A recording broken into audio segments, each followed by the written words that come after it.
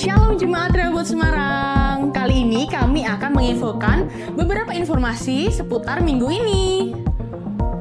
Yang pertama, hari Jumat tanggal 17 April ada ibadah komunitas usia indah pukul 17.00 di gedung ibadah. Yang kedua ada Eternities pada hari Sabtu tanggal 18 April jam 15.00 di ruangan sekolah minggu ya.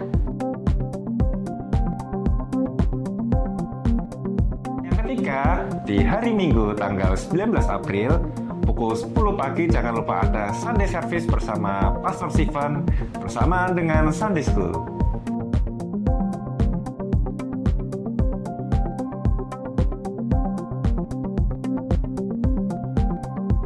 Tapi Bapak Ibu yang terpanggil untuk memberikan persembahan dapat memberikannya di garis bawah ini.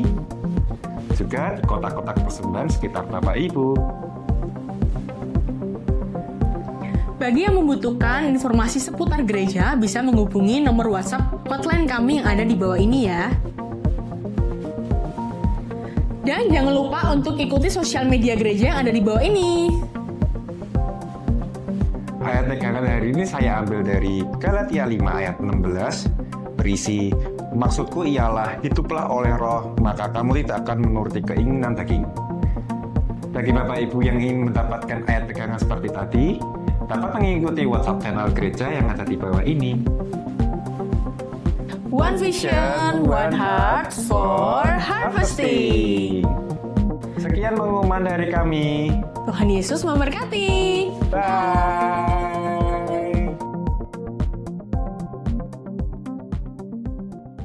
Bersedia hidup kudus tak bercela, takkan lagi dalam percintaan dunia. Kalimat ini, ajarku berpikir seperti dirimu, bawaku Tuhan dalam perjuangan.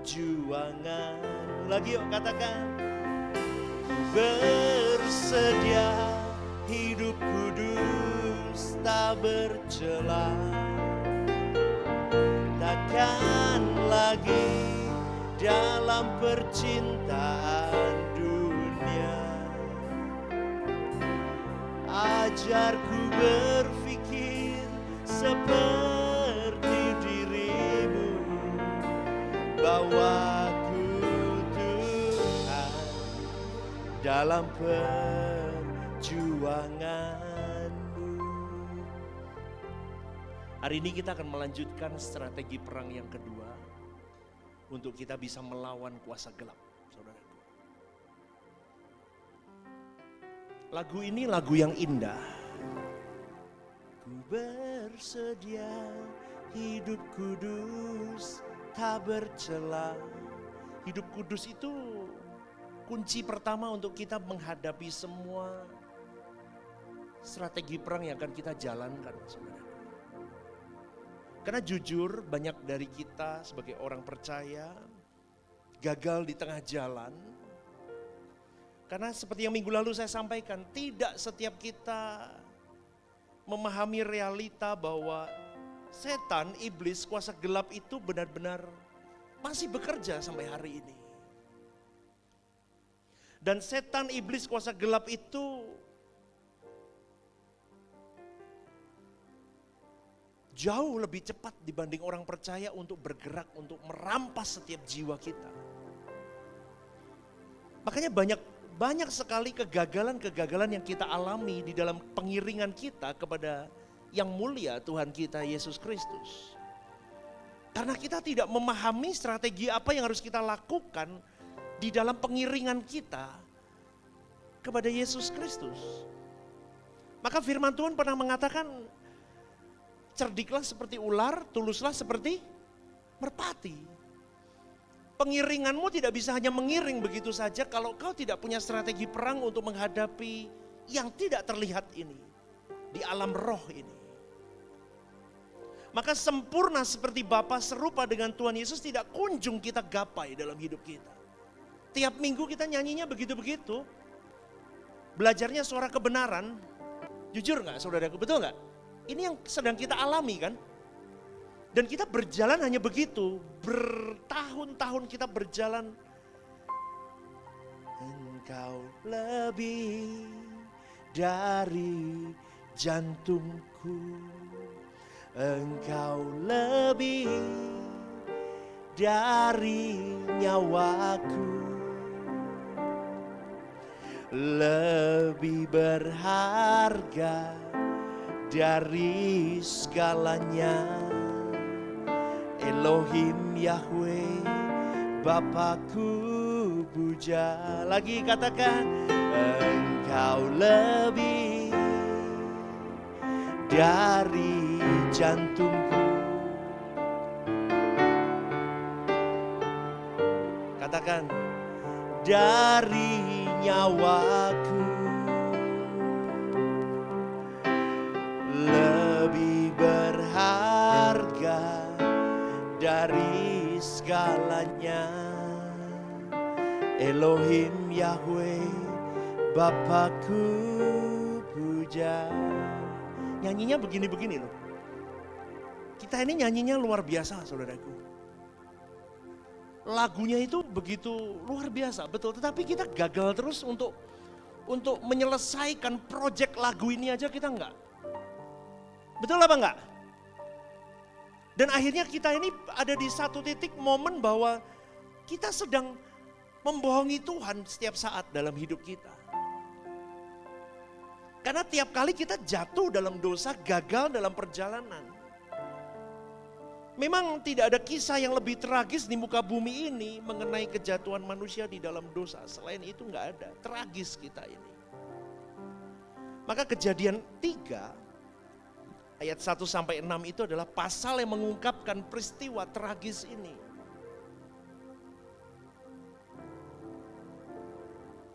Maka tidak diragukan lagi bahwa menjadi satu kepastian bahwa inilah awal kisah mengenai sepak terjang iblis di Kejadian pasal 3 ini dimulai.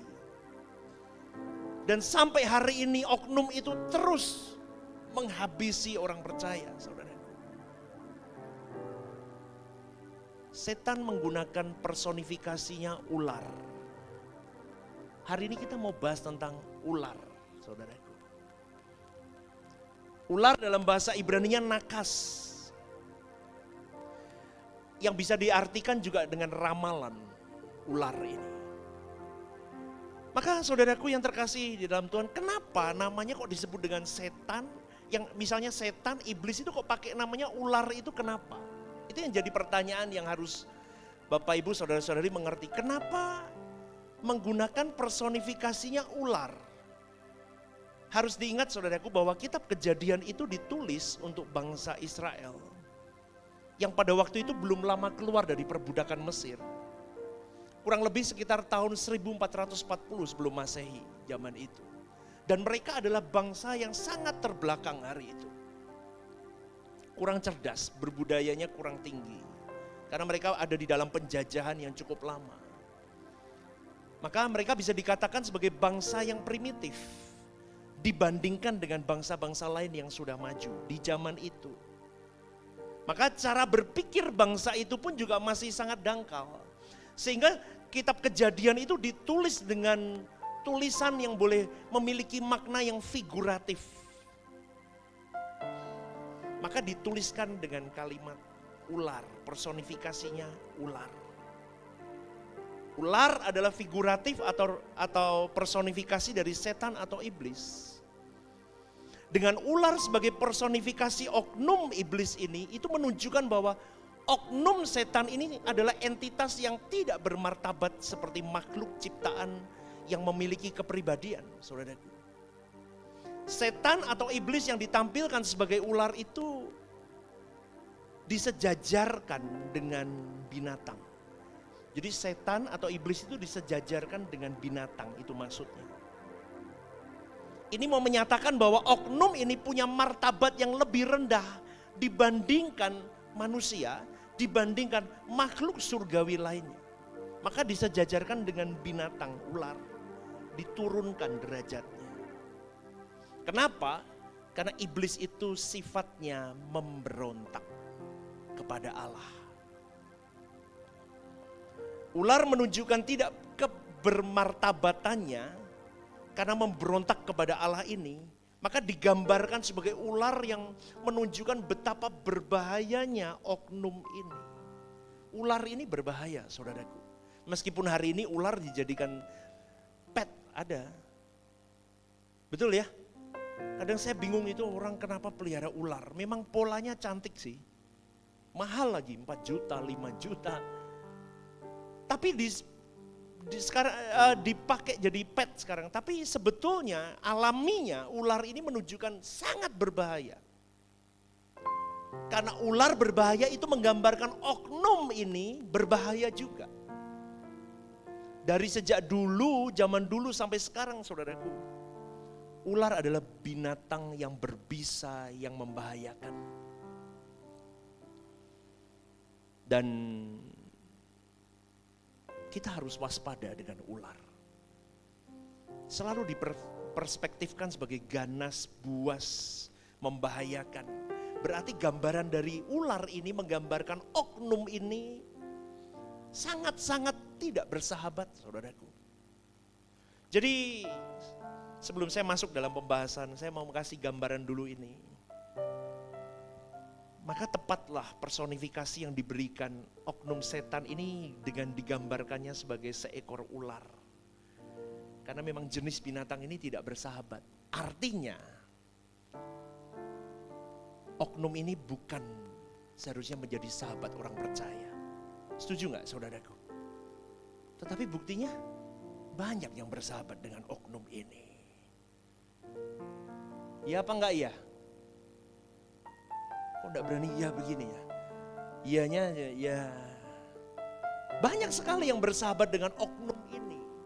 Setiap kali saya menyanyikan lagu-lagu GSKI saya selalu berpikir begini. Ini lagu yang luar biasa tetapi kalau orang tidak serius memperkarakan hari hidupnya, memperkarakan 3 pilar hidupnya yang kita ajarkan di gereja ini, kesucian hidupmu, tanggung jawab hidupmu sebagai makhluk ciptaan, dan fokus kepada langit baru, bumi baru. Saya kira terlalu berat untuk menyanyikan lagu-lagu itu. Maka kita akan berhenti kepada PHP-in Tuhan tiap saat. Saudaraku, maka kita harus mulai mengerti bahwa oknum ini tidak akan pernah tinggal diam, melihatmu lari dengan secepat-cepatnya melakukan apa yang Bapa mau dalam hidup kita. Kejadian 3 ayat 1 dikatakan, adapun ular ialah yang paling cerdik dari segala binatang di darat yang dijadikan oleh Tuhan Allah. Ular itu berkata kepada perempuan itu, tentulah Allah berfirman, semua pohon dalam taman ini jangan kamu makan buahnya, bukan? Itu semburan racun yang dikeluarkan dari ular itu kepada Hawa hari itu. Hari itu Hawa ketika mendengar kalimat yang dilepaskan oknum itu melalui personifikasi ular itu, kedua matanya saya boleh gambarkan mungkin sedang berbinar-binar mendengar itu. Oh ya, dia terpesona, dia tegang dengan apa yang diucapkan oleh oknum ini. Wajahnya mulai menampilkan secerca harapan ketika oknum setan ini mengatakan bahwa tentulah Allah berfirman, semua pohon dalam taman ini jangan kamu makan buahnya, bukan? Tapi yang itu boleh. Tangan itu mulai menggenggam buah itu. Buah yang dilarang oleh Allah itu. Saya percaya hari itu, saudaraku, ketika Hawa memegang buah itu, terjadi konflik di dalam hatinya antara salah apa benar ya ini. Ini baik atau jahat ya yang kulakukan ini. Itu saya bisa merasakan itu, saudaraku. Kemudian keputusan yang dia ambil selanjutnya akan menentukan nasibnya dan akan menentukan nasib seluruh umat manusia yang ada seterusnya di bawah dia. Dan boleh saya gambarkan dengan satu gigitan buah itu, maka segalanya hari itu mulai berubah. Coba Anda bayangkan hari itu. Dan bukankah setiap kali orang percaya juga hal yang sama? Sudah dikatakan jangan ambil buah itu. Pertama-tama kita masih memegangnya, betul nggak ya? Masa sih nggak boleh? Akhirnya kita memegang buah itu, memegang dosa itu. Kita memakannya dan kita hanya menikmatinya. Mungkin ya ketika dia memberikan buah itu kepada suaminya, Adam.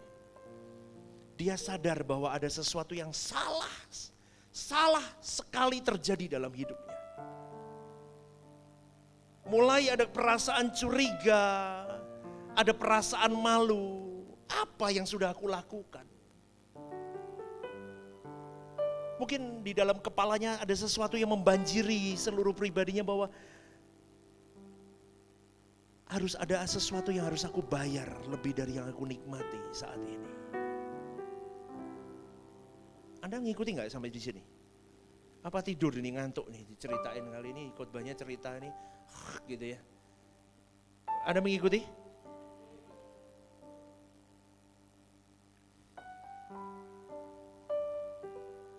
Berlanjut ya. Bisakah Anda bayangkan tatapan Hawa mungkin ketika dia mulai memakan buah pengetahuan yang baik dan jahat itu. Dia pasti akan, dasarnya manusia, dia ingin lebih. Dan setan pun memprovokasinya. Bercampur aduk perasaannya. Bisakah Anda membayangkan pengkhianatan yang dirasakannya karena dia sudah melanggar hukum Sang Penciptanya hari itu? Bisakah Anda merasakan perasaan malu yang muncul ketika ia sadar bahwa kelezatan buah itu tidak sepadan dengan harga yang harus dia bayar di masa mendatangnya? Poin pertama, tampilkan. Dan ini semua adalah akibat dari sebuah percakapan yang berlangsung sebentar yang tidak menghormati Penciptanya. Anda sampai di sini mengikuti? Hawa mau mundur pun sudah terlambat hari itu. Di titik momen itu dia sudah terlambat. Tapi semua sudah terlanjur. Dia tahu dia salah. Dia tahu dia melanggar aturan Allahnya. Dan itu semua adalah akibat dari sebuah highlight ini, kalimat ini, percakapan. Kata kuncinya adalah percakapan. Sebuah percakapan yang berlangsung sebentar saja. Yang dimana di dalam percakapan itu tidak menghormati Sang Penciptanya. Itu bukan hanya kisah tentang nasib Adam dan Hawa di Taman Eden, saudaraku, pasal 3 ini. Tetapi ini adalah kisah tentang dusta yang sedang disemburkan oleh oknum ini kepada manusia.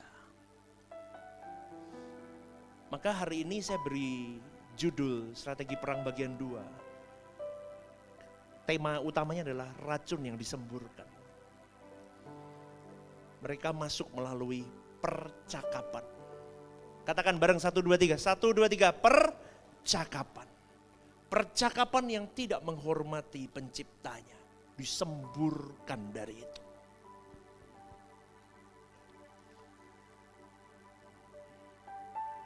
Begitu banyak orang percaya yang sudah mempercayai racun yang disemburkan oleh oknum ini berulang kali, saudaraku. Untuk mencurigai Tuhan, untuk mencurigai keselamatan, apapun yang sedang dihajar orang-orang yang belajar untuk bertuhan dengan benar pun disemburkan terus sampai sekarang. Sampai kita bisa berkata, bosan aku cerita tentang Tuhan, bosan aku tentang gereja, bosan aku tentang pelayanan, bosan aku tentang ini dan itu, tentang hal tentang bertuhan, tentang beragama, cukup. Sampai hari ini oknum itu masih bekerja. Dan begitu banyak orang yang tidak bisa dihitung jumlahnya seperti Adam dan Hawa. Yang menerima narasi musuh, kalimat-kalimat yang merampas damai di pikiran mereka. Oknum ini terus bekerja sampai sekarang. Merampas damai, merampas sukacita di hatimu. Merampas masa depan mereka hanya melalui percakapan. Makanya kalau di gereja GSK Area Bot Semarang terus 3 pilar ini. Fokus. Fokus langit baru, bumi baru. Pilar ketiga, kenapa? Karena banyak orang yang akhirnya tidak fokus. Melenceng. Fokus.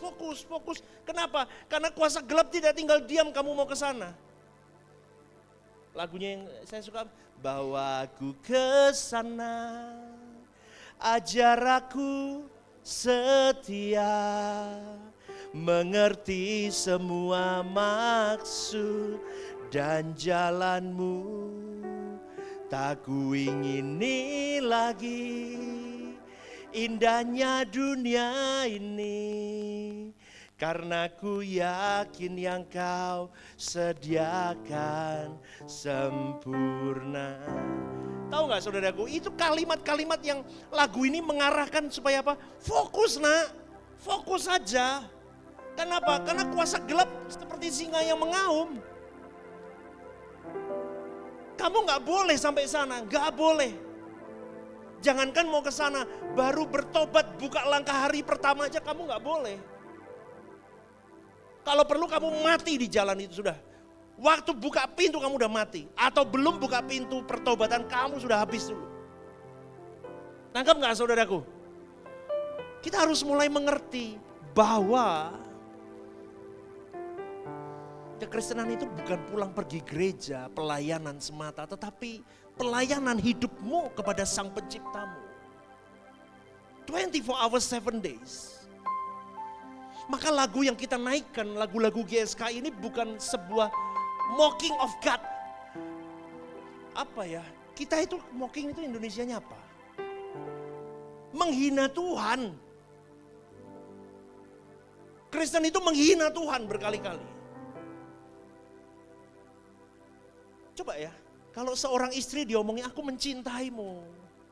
Ma, aku mencintaimu, aku sepenuh hidupku untuk engkau. Tapi di luar kita selingkuh. Itu menyakiti hatinya, betul gak? Sama kita bertuhan begitu. Bapa, aku mengasihimu, kaulah segalanya. Tapi kelakuan kita enggak. Kenapa? Karena kita tidak tahu bahwa musuh itu mengganggumu terus. Banyak orang seperti Adam Hawa menerima narasi musuh terus itu. Tuhan gak sayang sama kamu. Kalau sayang kamu pelayanan ke begitu kok begitu hidupmu. Apanya? Nanti di kekekalan. Iya kalau ada kekekalan, kalau gak ada. Kamu ngapain lakuin itu semua? Ngerti gak saudaraku? Terus digocoh begitu supaya kamu raguin Tuhan. Itu narasi musuh. Terus di telingamu terus narasi musuh. Ngapain kamu begitu? Ngapain terus dihabisi. Tujuannya satu, kamu remuk, kamu gagal. Langit baru, bumi baru. Tidak di tangan kita lagi. Bahaya saudaraku. Hari ini seringkali kan kalau dari narasinya dengan Hawa dan Adam ini saya tangkapnya begini. Dusta yang disemburkan oleh iblis ini adalah sebetulnya bahwa pengetahuan yang sesungguhnya bisa diperoleh di luar Tuhan. Tuhan itu nutupin sesuatu sama kamu Hawa. Kan begitu kan? Dibuat bingung nih orang. Bener gak ya? Lah itulah kerjaan setan.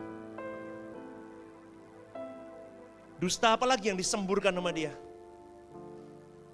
Gak jadi masalah kalau kamu mendengarkan suara yang bukan dari suara Tuhan. Suara yang lain kamu dengerin gak apa-apa. Dusta apa lagi? Dusta yang menyedengkan telinga untuk mendengar fitnah.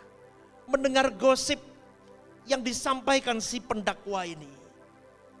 Akhirnya akan menimbulkan mendidih di pikiran kita. Akhirnya terjadi pertikaian. Gereja di dalam gereja bertikai. Gereja dengan gereja bertikai. Pendeta dengan pendeta bertikai. Orang percaya bertikai. Itu yang dimau setan. Bapak Ibu, ayolah lihatlah reality life yang kita jalani. Hari ini gereja sedang tidak membangun tubuh Kristus, membangun kerajaan gereja masing-masing. Ya apa enggak ya? Udah deh, jangan tutup-tutupi deh. Itu kerjaan siapa? Oknum ini. Rasanya yang kita lakukan tidak salah, benar. Itu narasi musuh semua. Poin yang kedua.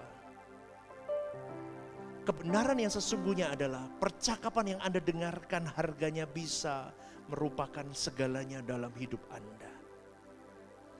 Kalau kita lihat dari narasi Hawa dan Adam jatuh itu, maka kebenaran yang sesungguhnya adalah begini, percakapan yang Anda dengarkan itu harganya bisa merupakan seluruh segalanya dalam hidupmu. Si setan itu punya racun yang luar biasa, makanya hati-hati saudara. Kita harus main strategi perangnya. Oh tahu, strateginya musuh, apa racunnya apa sih? Fitnah, gosip, sakit hati, kepahitan. Itu yang disemburkan terus kepada semua orang termasuk orang percaya. Dan wabah itu saudaraku tidak bisa diselesaikan dalam semalam. Karena itu pun tidak terjadi dalam semalam. Hal itu dimulai lama sebelum Anda dan saya menyadari kehancuran yang akan ditimbulkannya. Itu dimulai dari siapa? Dari wanita dan pria pertama di planet bumi ini, yaitu Adam Hawa itu. Kisah dalam Alkitab tentang kejatuhan manusia ke dalam dosa diawali dengan sebuah percakapan tadi yang saya katakan. Berlangsung sebentar saja dengan Hawa. Dengan si ular itu. Ular itu adalah binatang yang paling cerdik dari segala binatang yang di darat dijadikan oleh Tuhan. Ular itu berkata sama perempuan itu, tentulah Allah berfirman semua pohon dalam taman ini jangan kamu makan buahnya bukan? Lah, saudaraku, kalimat ini sebetulnya ular sedang memfitnah Allah. Itu bukan percakapan biasa.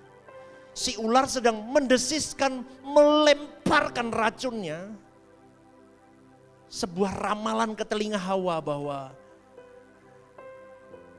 dia dengan menggodanya agar mencari pengetahuan tentang yang baik dan jahat, tentang masa depan, tentang hal-hal yang tidak dapat dia ketahui lewat sarana yang supranatural dengan cara apa? Makan itu. Dengan kata lain, Hawa sedang dibujuk agar mencari hikmat, pengetahuan, mencari wawasan di luar batas-batas kehendak Allah. Ia diperdaya sehingga percaya bahwa ia tidak memiliki informasi yang sangat berkaitan dengan kebahagiaan hidupnya. Ular itu sedang mengajak Hawa untuk memasuki wilayah yang berada di luar yuridiksinya. Dan memanipulasi ekspektasi Hawa dan keinginan Hawa. Makanya saudaraku kalau ngomong tentang oknum satu ini. Harus cerdas, kita harus benar-benar sama Roh Kudus. Kalau enggak, wah itu terus. Itu kayak virus COVID-19 itu dulu, lompat sana, lompat sana, lompat sana, lompat sana, lompat sana. Semua bisa kena. Bahkan Petrus saja kena. Betul? Padahal itu sama Tuhan Yesus terus loh. Anyah kau iblis, kata Yesus. Apalagi untuk orang-orang yang tidak pernah berdoa. Tidak pernah menyelaraskan kehendaknya sama kehendak Tuhan. Dari cerita Adam dan Hawa ini saya mau katakan begini, Allah tidak pernah menetapkan bahwa mengetahui masa depan adalah urusan Hawa. Bukan, itu urusannya Tuhan. Tapi setan menggelitik telinga Hawa untuk kamu harus tahu masa depan. Ada caranya. Kamu bisa bahagia, ada caranya. Kamu bisa seperti Allah, ada caranya. Itu roh pemberontakan, tahu gak saudaraku? Ini bahaya loh. Saya ngomong dulu, Lucifer itu Dia bawa satu roh yang namanya pemberontakan. Dia ingin menyamai sang penciptanya. Dan itu sampai hari ini roh itu tetap bekerja dengan kuat. Hati-hati saudaraku. Alkitab juga memberitahu bahwa ular itu cerdik. Dalam kata Ibraninya arun, cerdik, licik, lihai. Poin yang ketiga tampilin. Ini bukan sebuah percakapan yang polos, melainkan sebuah upaya yang kejam untuk menyingkirkan Adam dan Hawa dari posisi mereka di Taman Eden. Hari ini setan masih bernarasi di telingamu dan telingaku supaya kau dan saya keluar dari tanah perjanjian. Ingat baik-baik. Bawaku ke sana, itu nggak boleh setan ngomong, nggak. Kamu harus keluar dari tanah perjanjian, Taman Eden itu. Kamu gak boleh masuk ke sana. Kamu harus bersamaku suatu hari nanti di neraka jahanam. Ku bawa sebanyak-banyaknya manusia ini. Hati-hati loh saudaraku, saya ngomong ini, saya tidak menakut-nakuti, tetapi kita harus aware dengan itu. Jangan kamu cuma nyanyi, ku menang di dalam peperangan, terus kamu merasa menang. Belum. Menangmu itu ketika kamu sendiri, kamu bisa lihat sesuatu yang Tuhan duka dengan itu, tapi kamu no. Kamu bisa balas orang dari ketikan sosial mediamu, memaki dia balik, tapi kamu katakan no, aku mengampuni dia. Itu kamu baru bisa selebrasi kemenanganmu. Kalau cuma dibaptis, celup air, naik, terus kamu nyanyi itu dan kamu merasa sudah menang, belum. Itu baru start awal kamu berjuang. Amin gak nih? Poin yang keempat tampilin. Nah tadi saya rangkum dengan satu ini. Racun iblis yang pertama yang tadi dari semuanya saya rangkum dengan satu kalimat. Kamu tidak akan terkena efek dari apa yang kamu dengar. Kan setan ngomongnya begitu pokoknya, rapopo, dengerin ini, dengerin itu. Kumpul dengan si A, kumpul dengan si B, enggak apa-apa. Nih.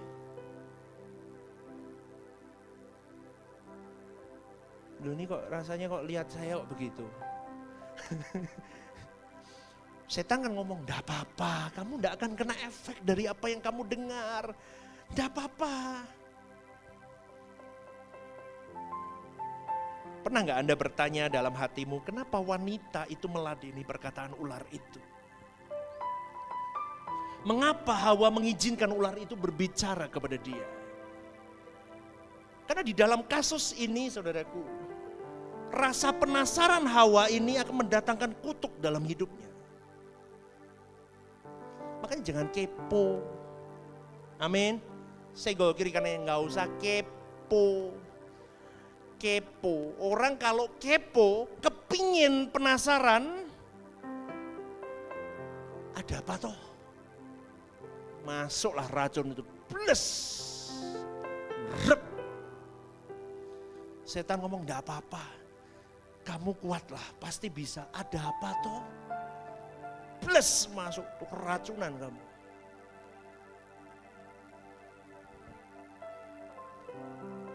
Hawa mengizinkan ular itu berbicara kepada dirinya dan perkataan ular itu mengesampingkan instruksi yang sudah Allah berikan. Poin yang kelima tampilin. Apa yang Anda dengar itu penting sekali bagi kehidupan rohani Anda. Karena itu berdampak langsung pada iman Anda. Saya berkali-kali ngomong di mimbar ini, hati-hati dengan siapa kau kumpul, saudaraku. Selektiflah, cerdaslah memilih orang-orang yang ada di sekitarmu.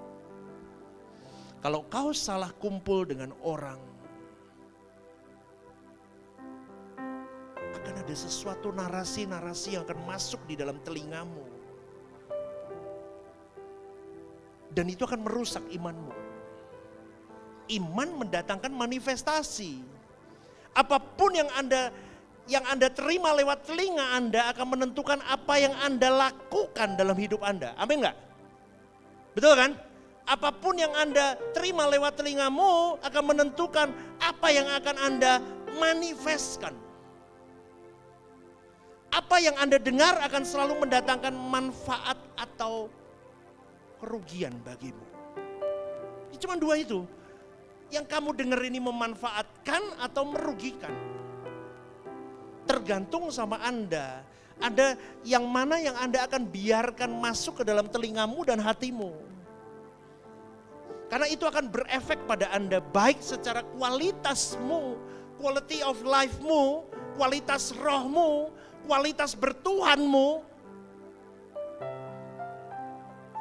Itu tergantung dari itu, mana yang kamu mau saring, kamu mau buang, mana yang kamu mau masukin. Poin yang keenam. Jadi suara siapa yang akan Anda dengar? Suara Tuhan atau suara bisingnya dunia dengan semua oknum itu ikut berbicara di sekitarmu. Anda harus tahu, saudaraku, iblis si kuasa jahat itu seorang pendusta. Sejak awal dia adalah pendusta. Dan oknum ini tidak pernah mampu berbicara dengan benar.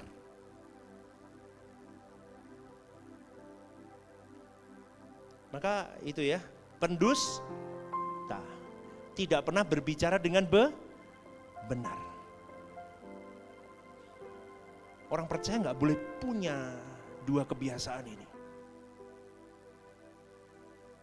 Amin nggak nih? Ini terus loh, ini ngomong strategi iblis loh. Nanti kamu jangan ngomong loh, pendetanya nyetan-nyetan ke aku, enggak loh. Ya. Kita harus belajar ini supaya Kristen kita itu mantap, saudaraku. Suara siapa yang kau dengar? Kalau kamu masih bingung dengan keputusan yang harus kau ambil, masuk kamar doamu lagi. Belum mantap, masuk kamar doamu lagi sampai Tuhan berbicara di batinmu itu kuat, saudaraku. Jangan dengerin kata hatimu. Bahaya kalau kau tidak kawal itu di dalam doa. Maka pertanyaannya, apakah Anda mendengarkan perkataan musuh? Poin yang ketujuh. Setiap kali kita mengizinkan suara yang salah berbicara ke telinga kita. Apa saudaraku?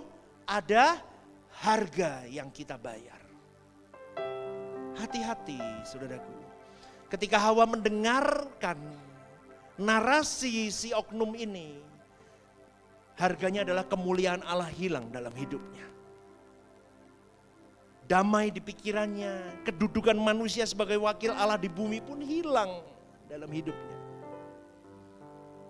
Bahkan keturunannya pun ikut menanggungnya. Poin yang ke-8. Perkataan adalah apa saudaraku? Benih. Dan Hawa menyadari dengan cara yang sulit bahwa setiap benih menghasilkan tuaian. Dari pengalaman itu Hawa belajar. Ya ini dikalimatkan ini. Hawa menyadari dengan cara yang sulit, artinya apa? Hawa belajar dari kegagalannya itu bahwa setiap benih menghasilkan tuaian. Anda sampai di sini mengikuti nggak nih? Berikan tepuk tangan dulu untuk Tuhan. Oke, poin yang ke-9. Racun iblis yang kedua. Semburan fitnah. Mungkin Anda tidak pernah memiliki pandangan seperti ini, tetapi pelanggaran pertama yang saya temukan, yang dicatat di Alkitab saudaraku, sebetulnya bukanlah, pelanggaran pertama itu bukan makan buah loh, tetapi fitnah. Apa itu fitnah? Coba tampilin poin yang ke-10. Apa itu fitnah? Definisi fitnah adalah tindakan atau kejahatan berupa menyampaikan pernyataan yang salah, yang merusak reputasi seseorang. Ini fitnah. Ini definisinya, saudaraku. Reputasi siapa yang sedang diserang oleh oknum ini? Dari cerita Adam Hawa ini. Ketika dia mulai petik buah dari awal tadi yang saya katakan. Bukankah semua tidak boleh kamu makan? Yang boleh cuman ini buah ini. Ngerti nggak nih? Bapak Ibu, ini ada permainannya. Anda harus tahu, itu lihainya setan. Sampai tadi di jalan saya ngomong gini sama istri saya. Setan itu lihai. Orang tua diserang. Dibuat kesetanan sehingga melahirkan anak-anak yang seperti, kamu yang ngomong bukan saya. Seperti setan. Pernikahan dibuat kesetanan. Pelayanan dibuat kesetanan. Pertemanan dibuat kesetanan. Semua lini dihabisi. Luar biasa. Percaya nggak saudaraku, nanti yang masuk, diizinkan Tuhan masuk langit baru, bumi baru, enggak banyak. Itu sangat sedikit. Itu saringannya luar biasa. Itu menakutkan kalau Anda tidak serius mulai hari ini. Kayak saya nih, pendeta begini. Ya, khotbahnya banyak YouTube, tetap kalau nggak ngelakuin tetap terbuang saudaraku. Malah tambah gawat nih saya. Ngeri loh, saya ngomong begini Bapak Ibu supaya kita semua sadar bahwa setan pun bermain di area hidupmu. Di pekerjaanmu. Dilumpuhin kita semua, dilumpuhin di kesehatanmu, dilumpuhin. Makanya kalau Bapak Ibu saudara-saudari tanya sama saya, beberapa ada yang tanya, "Loh pastor kenapa sih gak mau berdoa untuk kesembuhan?" Saya nggak mau ngatur Tuhan, saudaraku. Nanti kalau saya menuntut kesembuhan dan Tuhan berkata, cukup kasih karuniaku bagimu, Stephen Lim. Setan bisa masuk gak narasi ke telinga saya? Pasti dong, dia akan ngomong, lah iya, percuma kamu ikut Tuhan. Percuma, gak dijawab toh, tetap sakit toh. Makanya, bukan tidak boleh minta, mintalah, tapi jangan menuntut. Amin gak? Saya tetap minta, tapi tutup dengan satu kalimat, kehendakmu yang jadi bukan kehendakku. Ceritanya begini, kalau kamu kabulin, thank you. Kalau enggak pun, thank you. It's okay. Saya ajarkan ini saudaraku karena kenapa? Karena banyak orang Kristen yang tidak mengerti bahwa oknum ini berkeliaran membolak-balikkan fakta sampai kita bingung sendiri. Dan kita didakwa dengan keadaan kita sendiri, akhirnya kita remuk dengan keadaan itu dan akhirnya kita tinggalin Tuhan. Betul kan? Seringkali begitu kan?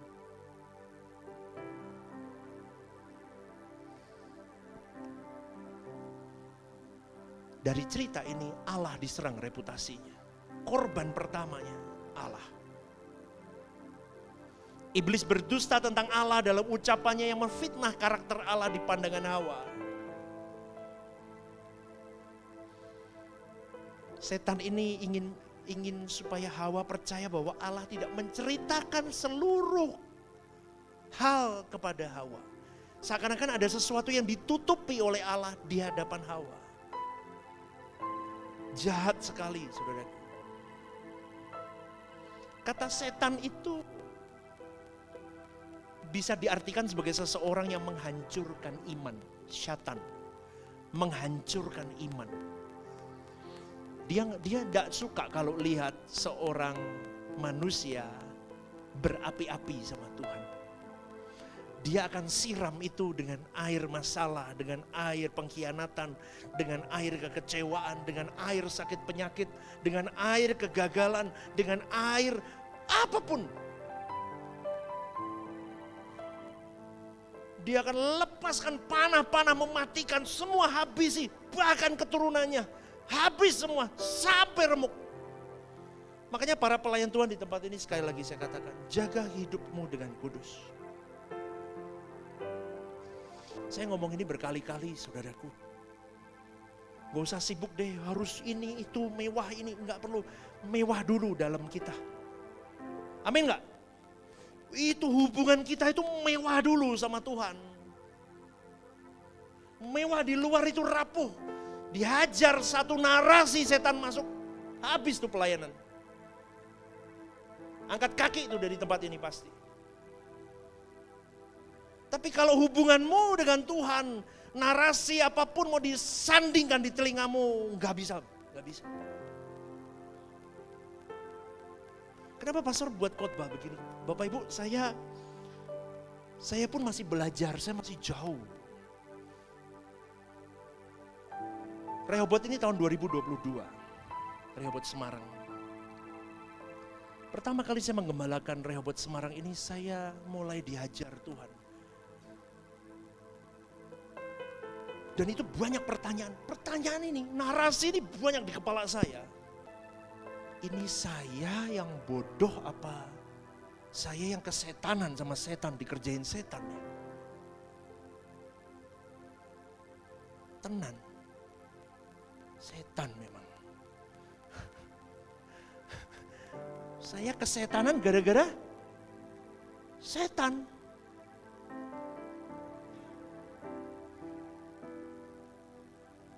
Sampai hari ini saya diberi satu karunia sama Tuhan. Saya bisa lihat loh, orang ini kesetanan apa enggak. Jauh-jauh saya sudah ngomong ini ada yang gak beres. Dulu saya masih gumun-gumun. Tahu gumun itu apa ya? Apa? Gumun Pak Yakub. Heran. Loh, wong kok iso koyo ngono ya? Kok bisa berubah?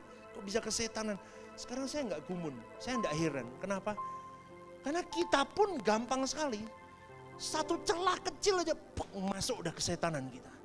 Maka sekarang saya lebih, Tuhan, tapi enak loh kalau Bapak Ibu deket-deket sama Tuhan gitu ya. Salah dikit aja kita udah kekoreksi loh. Bener.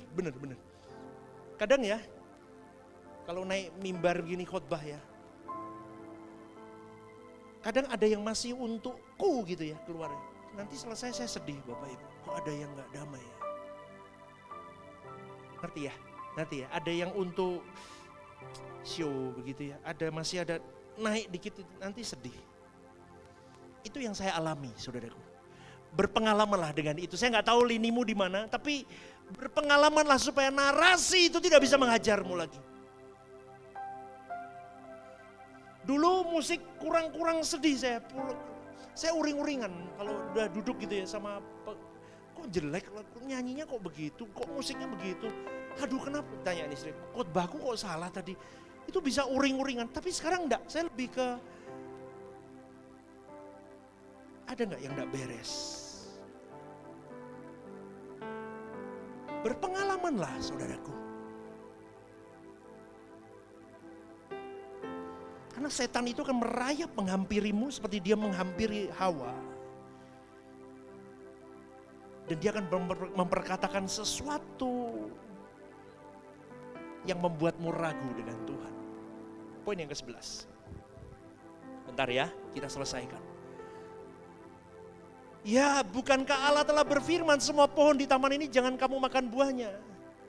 Menyiratkan sebenarnya apakah ini benar begitu? Dan perhatikan bahwa ia berkata, setiap pohon, semua pohon gak boleh dimakan. Ini kurang ajar setan ini, memang benar. Ngomongnya semua pohon gak boleh dimakan.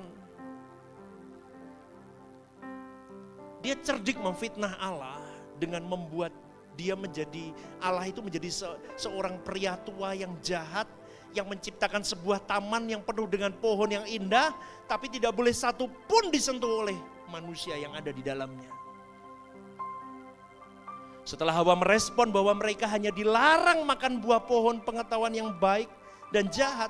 Nggak, Hawa kan ngomong, loh nggak ular, semua boleh yang nggak boleh ini. Ular semakin berani menggeliat sama dia. Langsung ular itu menyerang Allah supaya menimbulkan kecurigaan terhadap maksud Allah dan membuat Hawa ragu-ragu. Dengan kalimat begini, kamu pasti tidak akan mati, kata ular itu.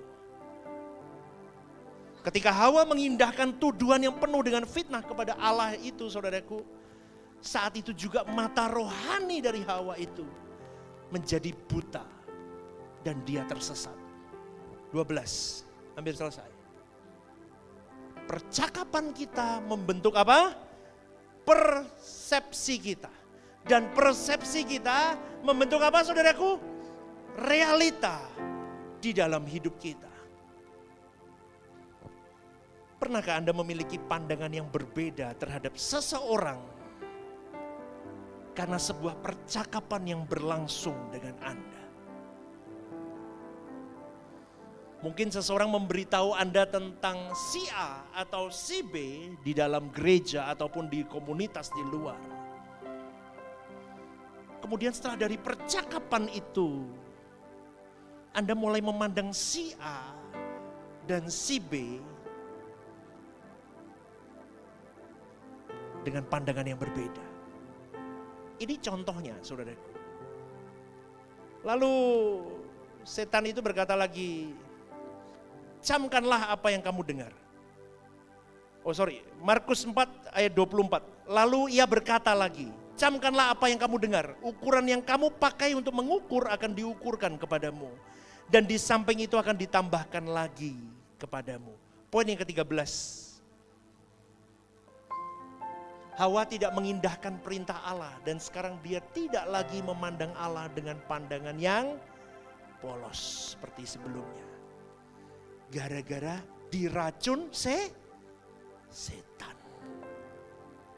Berarti Hawa sudah kurang kencang. Berarti Hawa sudah setanan. Dia mandang Allah sudah dengan penuh curiga. Demikian pula umat manusia selanjutnya, kita ini berkelanjutan. Belum lagi di gereja diajarkan pengajaran-pengajaran yang belum presisi. Pray until something happen, doa terus, paksa Tuhan, puasa, terus. Tuhan tidak mau jawab apa, Tuhan jawabnya kalau enggak mau apa kamu? Halo? Loh tapi pendeta itu ngomong begitu, terus kamu gak dijawab, kamu mulai narasi setan masuk, nggak sayang sama kamu. Ya apa enggak? Ikut Tuhan jadi kepala bukan? Lah sudah tua, sudah mau pensiun masih ekor terus, berarti Tuhan gak sayang sama aku. Narasi setan masuk lagi plus, kamu kurang iman.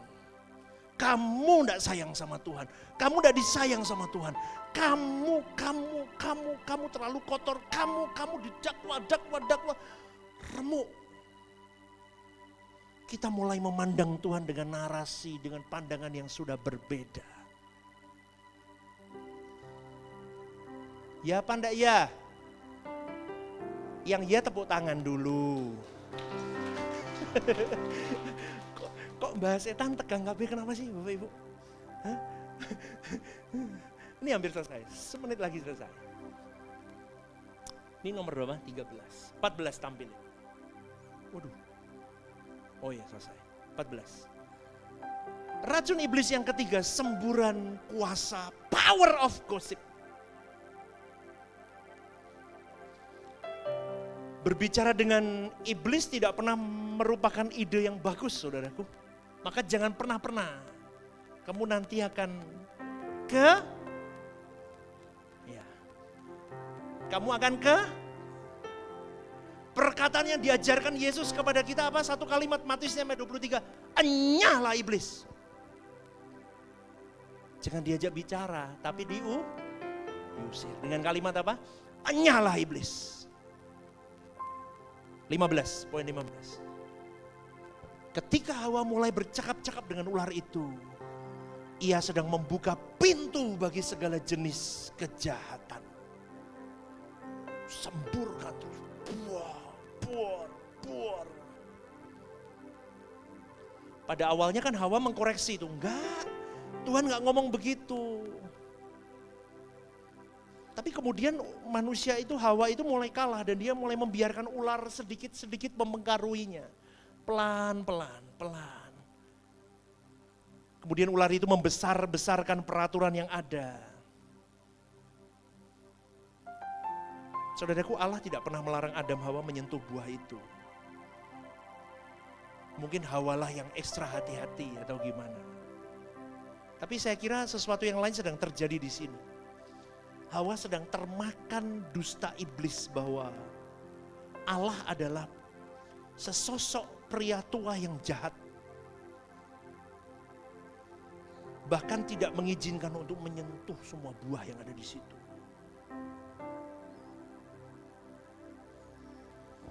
Dan kalau boleh saya katakan, saudaraku, Hawa dan ular itu sedang berbincang-bincang dengan begitu asiknya tentang Allah. Dan di dalam perbincangan itu salah mempresentasikan Allah. Itu boleh saya katakan sebagai gosip. Dan itulah yang disemburkan setan terus.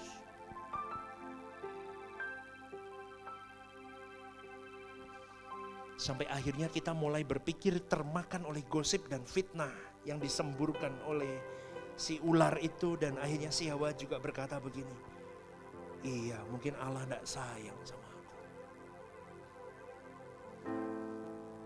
Khotbah ini sudah selesai, saya mau ajak kita refleksi dalam diri kita. Oknum ini masih belum selesai loh dalam hidupmu dan hidupku. Kamu bisa merasakan di semua area hidup dia bermain. Betul? Sampai sekarang. Maka sekali lagi, don't play. Don't play. Jangan merasa kuat. Saya selalu ngomong apa? Hati-hati dengan semua percakapan yang masuk.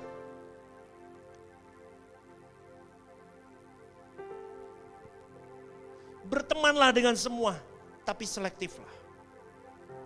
Kalau mereka tidak bisa membawamu lari semakin ketuhanan, jangan dibendung. Run. Tapi kalau dia membawamu semakin kesetanan, tinggalkan. Ketuhanan atau kesetanan. Itu tidak bisa dibuat-buat, saudaraku. Saya ngomong ini demi nama Tuhan. Saya takut dari setiap kita ada yang tertinggal suatu hari nanti. Maka ke gereja itu bukan rutinitas. Kamu dengar begini bukan hanya mengangguk dan yes. Tapi pulang kamu renungkan. Kamu mulai manifestkan dalam hari hidup. Bagaimana aku tidak kesetanan setiap hari. Maka minta Tuhan setiap saat. Supaya racun ini, kita punya strategi perangnya untuk menangkal racun fitnah, racun gosip, racun yang berkata nggak apa-apa kumpul sama si A si B, nggak akan ada efeknya. Oh ada efeknya, jelas gak? Jelas kan? Hawa aja keracunan. Jangan ngomong loh, Stephen Lim, oh tahan, oh enggak, saya enggak berani ngomong saya tahan. Makanya hindarilah. Pergaulan yang buruk, merusak, kebiasaan yang buruk, ya bagus toh. Pergaulan yang buruk merusak kebiasaan yang baik. Kumpul, hati-hati. Mulai masuk kalimat.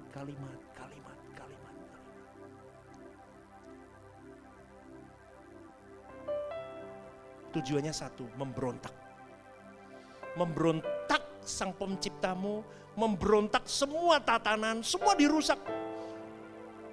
Setan itu memberontak, pernikahan diberontak, dirusak. Laki perempuan gak usah, laki-laki boleh, perempuan boleh. Itu kan merusak tatanan Tuhan. Semua dirusak. Semua dirusak. Pernikahan, free sex, oh free sex boleh, dirusak tatanan.